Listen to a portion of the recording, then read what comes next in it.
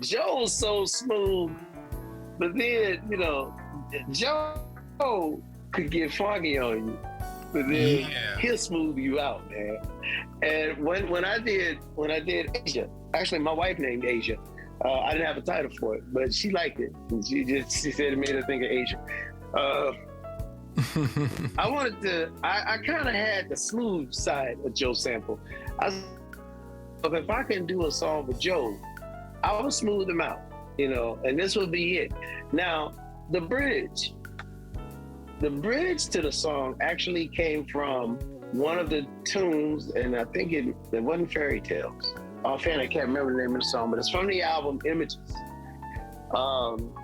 It might have been Snowflake. I can't remember the name of the tune, but the bridge came from a bridge on one of their tunes, and I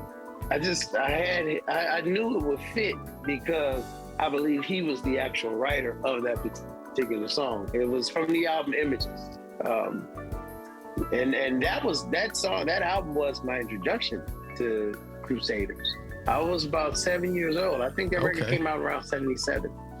Yeah, and that was my introduction to the Crusaders, Images, and then Street Life. So then as I got a little older, I started going back and picking up some of the Jazz Crusaders records, like Live at the Roxy, those kind of joints, those old records. But I had Joe in mind for that because I thought of the smooth side of Joe Sample.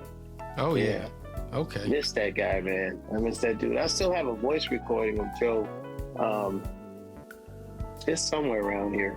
I had a conversation with him, and it was me, Joe, a few other people at the opening of the Howard Theater. We asked him, we said, well, how did you escape all of the crazy stuff back in your time when you were young?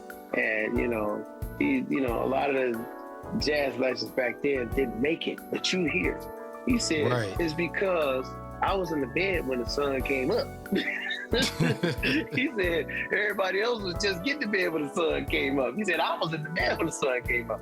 He said, all those guys died in their 40s because back then alcohol was a thing, and they blew their livers out, Man. Drinking all that hard alcohol. So, yeah. And Joe he was a nice guy, man, but he was no nonsense. He was no nonsense. That's what I loved about Joe. He was no nonsense. But he was the nicest guy as long as you were on point. Yeah.